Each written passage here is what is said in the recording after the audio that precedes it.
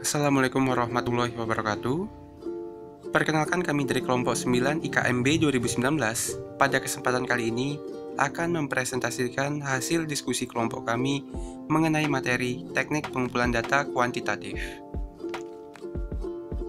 Adapun anggota kami terdiri dari yang pertama Amira Adila, Muhammad Isnani Febri Wijaya, Muhammad Abi Mahib, Nia Santika, Rafli Harun, dan Yulinda Octavia. Berikut outline kita pada kesempatan kali ini. Kita akan membahas mengenai pengertian dari data teknik pengumpulan data kuantitatif. Kita juga akan membahas mengenai kelebihan dan kekurangan jenis data, kemudian bagaimana metode, tahap-tahap, sampai yang terakhir kita akan membahas mengenai teknik pengumpulan data kuantitatif. Langsung saja, yang pertama yaitu pengertian dari teknik pengumpulan data kuantitatif. Mungkin teman-teman sekalian telah mendengar mengenai data kuantitatif. Jadi, teknik pengumpulan data kuantitatif ini merupakan suatu teknik ataupun cara yang dapat digunakan oleh peneliti untuk mengumpulkan data. Teknik ini itu ditujukan untuk suatu kata yang abstrak dan tidak diwujudkan dalam benda, tetapi hanya dapat dilihat penggunaannya melalui teknik pengumpulan data, yakni observasi, wawancara, dan studi dokumen.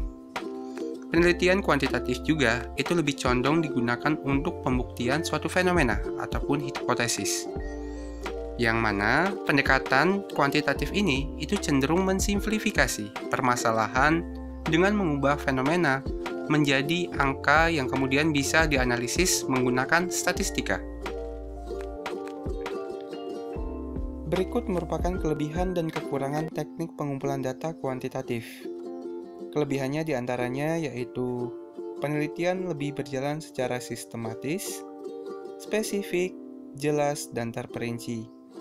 Ukuran penelitian juga besar, penelitian lebih berjalan secara objektif, waktu yang dialokasikan juga itu biasanya lebih singkat, sehingga berimplikasi juga terhadap dana yang diperlukan secara efisien, dan tentunya yaitu tidak terlalu lama mengganggu pihak sasaran penelitian. Namun, kekurangannya diantaranya yaitu data untuk menggali responden itu didapat seringkali kurang mendalam, kemudian dibatasi oleh peluang menggali dan kualitas perangkat pengumpulan data orisinal. Pengambilan data juga cenderung berasal dari nilai tertinggi, penelitian tidak subjektif, dan orientasi hanya terbatas pada nilai dan jumlah. Selanjutnya yaitu jenis data penelitian.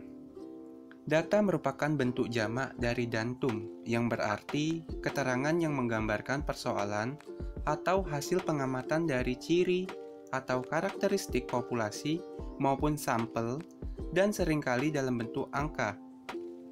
Adapun syarat data haruslah bersifat objektif. Artinya, data tersebut mampu menggambarkan seluruh persoalan sampel atau bersifat representatif dan tepat waktu. Data kuantitatif berdasarkan sifat atau wujudnya, menunjukkan kuantitas bentuk angka absolut ataupun parametrik, sehingga dapat ditentukan magnitude-nya ataupun besarannya, semisal 5 kg. Selanjutnya yaitu cara kita memperoleh data.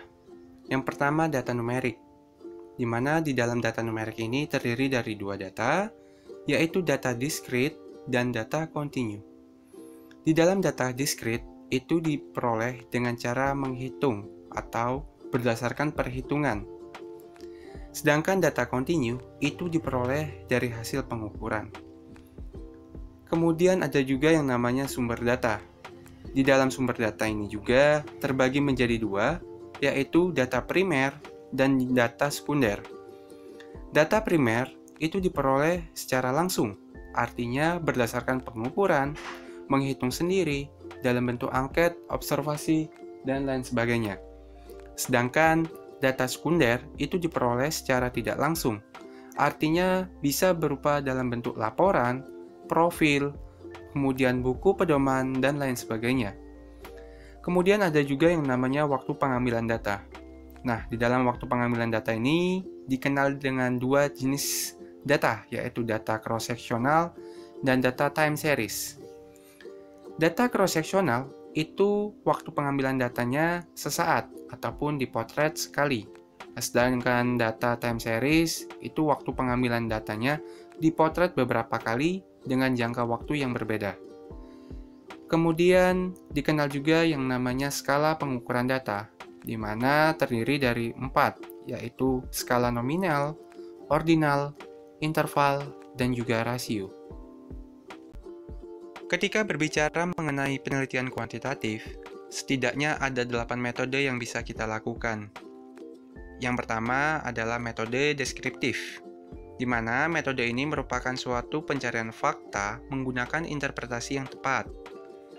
Kedua, yaitu metode komparatif. Nah, metode ini itu dilakukan pada jenis penelitian yang mengarah pada perbedaan variabel dalam suatu aspek yang diteliti. Ketiga, metode korelasi, di mana metode ini dilakukan dengan tujuan untuk menggambarkan dua ataupun lebih fakta dan juga sifat-sifat objek yang sedang diteliti. Keempat, yaitu metode survei. Nah, metode survei ini itu informasi yang dikumpulkan itu berasal dari beberapa sampel. Selanjutnya yaitu ada yang namanya metode ex post facto, di mana metode ini digunakan untuk penelitian yang sedang meneliti hubungan sebab dan akibat yang dapat dimanipulasi oleh peneliti. Kemudian ada juga yang namanya metode true experiment. Nah, ciri utama metode ini yaitu sampel yang digunakan untuk melakukan eksperimen itu dapat diambil secara acak dari populasi tertentu. Ada juga yang namanya metode quasi eksperimen, di mana desain dan rancangan dalam metode ini itu mempunyai kelompok kontrol yang dapat membantu proses penelitian. Dan terakhir yaitu metode subjek tunggal, di mana metode subjek tunggal ini itu biasa dilakukan terhadap subjek dengan jumlah tunggal ataupun tidak lebih dari satu. Berikut beberapa tahapan dalam pengumpulan data kuantitatif. Yang pertama, menspesifikasikan populasi dan sampel. Kemudian yang kedua, mendapatkan izin dan persetujuan dari peserta penelitian. Ketiga, memutuskan tipe-tipe data yang dikumpulkan.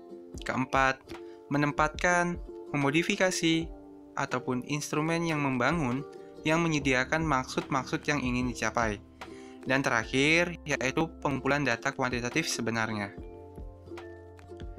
Selanjutnya yaitu teknik pengumpulan data kuantitatif berupa angket atau kuesioner. Nah, ketika berbicara mengenai angket dan kuesioner ini, setidaknya terdiri dari 3 bagian.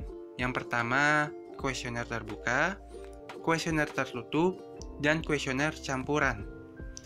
Di mana kuesioner terbuka ini merupakan jenis pertanyaan yang memberi kesempatan para responden untuk menuliskan pendapatnya. Sedangkan kuesioner tertutup itu merupakan jenis lembaran pertanyaan dari peneliti yang jawabannya sudah disediakan. Dan terakhir yaitu kuesioner campuran, di mana teknik ini merupakan perpaduan antara kuesioner tertutup dan juga kuesioner terbuka. Adapun kelebihan dan kekurangan dari metode ini, diantaranya yang pertama, waktu relatif singkat dan fleksibel. Kemudian dapat dibagikan secara bersamaan kepada seluruh responden. Kemudian kerahasiaan responden juga itu tetap terjaga dan tentunya hemat biaya. Adapun kekurangannya yaitu peneliti tidak dapat melihat reaksi responden. Kemudian responden juga memberikan jawaban yang tidak sesuai dengan kenyataan dan responden sering tidak teliti dalam menjawab pertanyaan. Selanjutnya yaitu teknik pengumpulan data kuantitatif berupa wawancara. Nah, dalam wawancara ini terbagi menjadi 2, yaitu wawancara terstruktur dan wawancara tidak terstruktur.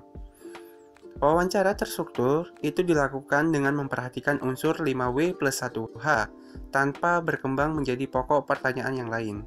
Sedangkan wawancara tidak terstruktur itu dilakukan tidak berdasarkan pokok pertanyaan dan langsung diberikan secara spontan.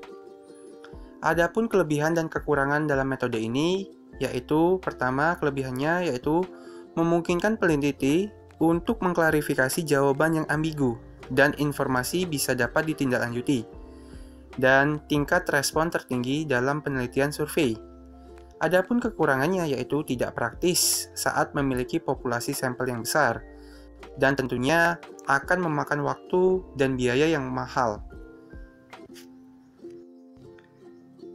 Teknik selanjutnya yaitu observasi, di mana dalam observasi ini ada yang namanya observasi partisipan dan ada juga yang namanya observasi non-partisipan.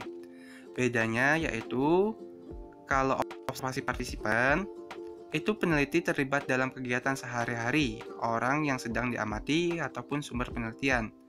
Sedangkan observasi non-partisipan, peneliti tidak terlibat secara langsung dalam kegiatan keseharian dan hanya sebagai pengamat saja. Adapun kelebihan dan kekurangan dalam metode ini, yaitu yang pertama, kelebihannya, teknik pengumpulan data yang andal dan menghasilkan informasi yang valid. Kemudian, mendapatkan data langsung ataupun data primer. Kemudian catatan pengamatan tersedia, metode yang sederhana, luas, dan komprehensif. Adapun kekurangannya yaitu keberhasilan berdasarkan keterampilan peneliti, diamati secara langsung secara bersamaan, dan proses observasi memakan waktu, sehingga akan berdampak juga terhadap biaya yang mahal. Berikut beberapa referensi yang kami gunakan dalam pemaparan materi kali ini. Mungkin itu saja yang dapat kami sampaikan. Sekian, terima kasih. Wassalamualaikum warahmatullahi wabarakatuh.